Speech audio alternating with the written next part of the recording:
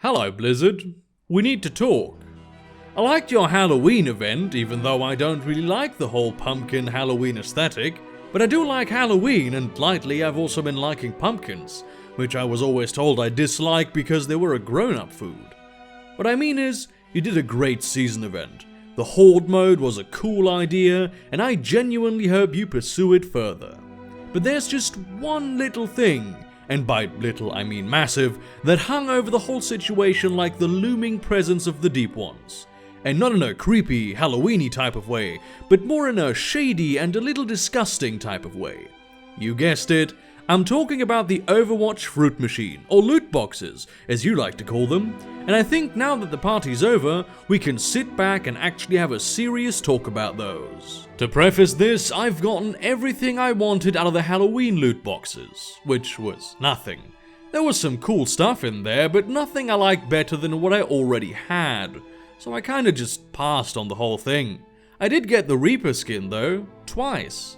I also got everything I wanted out of my summer loot boxes, and I'm looking forward to getting my Winston Santa Claus skin. This video isn't about me. This video is about principles. Overwatch is a full price game. For me it was $60, for others it was $40.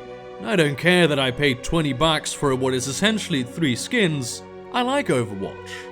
So for a full price game, having a system wherein reward delivery can be sped up by inserting extra cash is a little strange, especially considering that your rewards will be completely random. But you can unlock all of that by just playing the game, so it's okay. I mean, you have to spend an absurd amount of time playing the game that no human being above the age of 15 has, and opening a loot box you just poured about an hour of your valuable time into just to find it contains absolutely nothing of value is not exactly a rewarding experience, but it's doable in theory.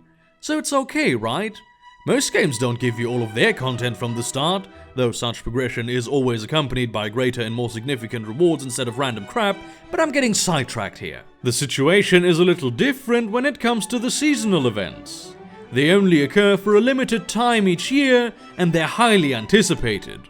You cannot realistically play enough Overwatch to get all the content you already paid for when purchasing a piece of software for a whopping 40 fuel units. You could make the argument that these events are Overwatch's equivalent of expansions, seeing as heroes and maps will never cost extra, but you would be wrong. An expansion, unless done by EA or Ubisoft, does not, in every second of play, remind you that it exists and that you don't have it. And when you finally do cave in and buy it, you will get the full expansion for a fixed amount of money that you know beforehand. Similarly, when I buy the limited edition ginger beer flavored Kit Kat Chunky, I pay $1.50, and I know that inside that wrapper will be a ginger beer flavored Kit Kat Chunky. But that's not how loot boxes work. Sure, people don't have to buy loot boxes, but you use several very interesting psychological tricks to coax us into buying them, don't you, Blizzard? I mean, of course you know this, but let me explain this to my fellow customers for a moment. The primary trick here is something very similar to the foot in the door technique, and it's primarily used by con artists, charitable foundations, and the games industry.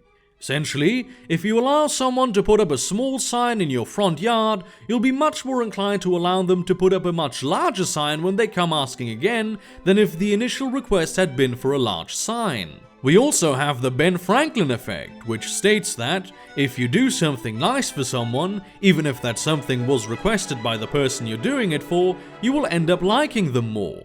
Because why else would you be doing something nice for them, right? In this situation, the foot in the door technique is almost reversed. People are asked to make a substantial transaction of money first, and then they're asked to make more, smaller transactions after that, which increases the likelihood of success because it's perceived to be a step down. You might even spend far more money on loot boxes than you did on Overwatch, because the human mind tabulates value in a weird way, and never notice until you sift through your PayPal account.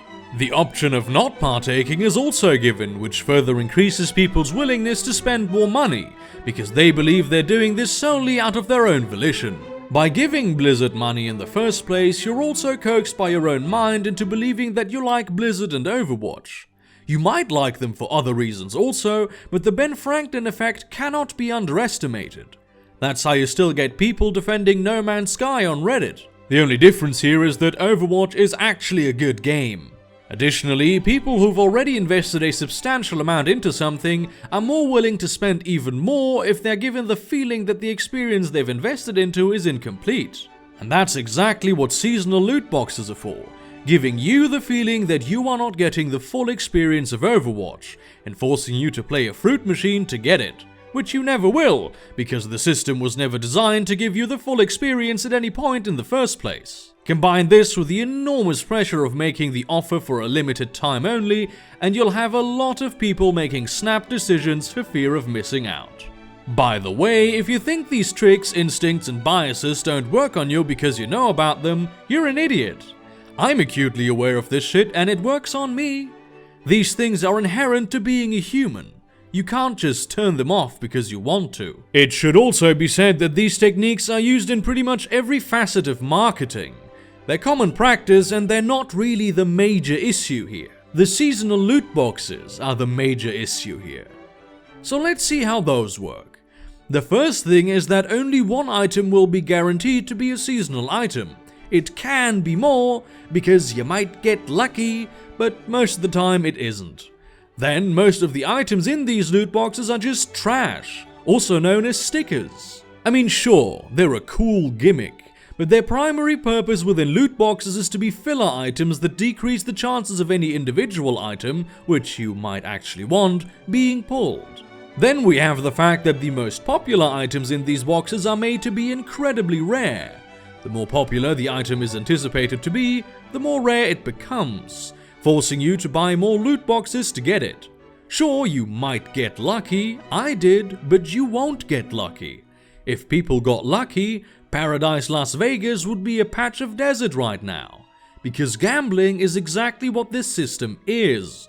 It might be gambling with items that are inconsequential to gameplay, but don't be fooled. These items are anything but inconsequential to your experience. The fact that they're rare and special makes it so. They're designed to generate a feeling that you're not getting the full game, and that's by design. And the illusion of choice only makes you more likely to give in. Overwatch loot boxes are a casino, and the one thing that's guaranteed in a casino is that the house always wins. But burger, you might say.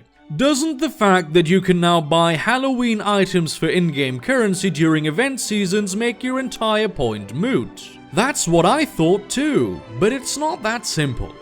Halloween event items cost 3 times as much in-game currency as regular items though, but they don't yield 3 times as much when you get duplicates of them. Thus, the items that you want, and let's be honest, all of them are the legendary Mercy skin priced at 3,000 smackaronis, will seem more attainable to you, but they really aren't. Think about how many loot boxes you have to buy to get to 3,000 smackaronis in your account, especially considering the fact that most of the items you'll get are just trash worth 5. Yeah, it's not a good deal at all. You've been tricked again. If you insert a $5 into the ATM to put it into your bank account, and the machine spat out 3 Hello Kitty stickers while putting only 50 cents into your account, you would not be member of that bank. But if all of this is industry standard, what exactly makes it shady? Casinos are legitimate businesses, and Blizzard needs to have an incentive to make new content, right? Yes to both of those things. But you need to be an adult to blow your cash at the Caesar's Palace. You don't have to be an adult to play Overwatch. Overwatch is very popular with teenagers. Some parenting sites even advertise it as kid-friendly. It's rated teen by the ESRB, 12 by PEGI, and 16 by the German USK, yet it provides a significant psychological incentive to play a fruit machine with real money, while doing the bare minimum to make the system not legally a gambling operation. You can't win any money after all. While it certainly irritates me that this is being done to adults, claiming that's inherently immoral would be against my own principles of self-determination, but it's being done to teenagers, and that is immoral. After all, teenagers are just kids with money and bad haircuts.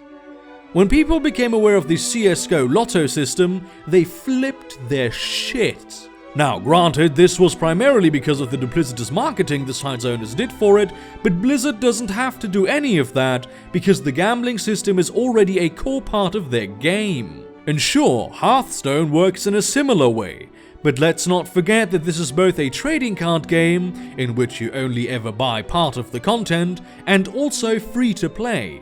These two things are not comparable. To turn back to you, my dear Blizzard, what's the alternative? Should you just stop making new Overwatch content? No, I'm not even gonna say that you have to get rid of loot boxes. Keep those in for level ups, that's actually a cool idea.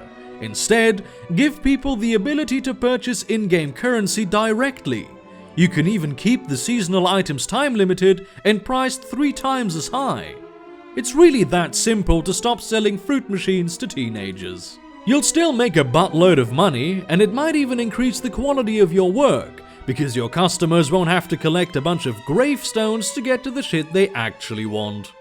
And I know being a massive cunt to the people who've given you their dollars is the industry standard, and I agree with people that say you're one of the good guys, but this sets a problematic precedent, if you will. Sincerely, a customer who is genuinely concerned about your games and your company.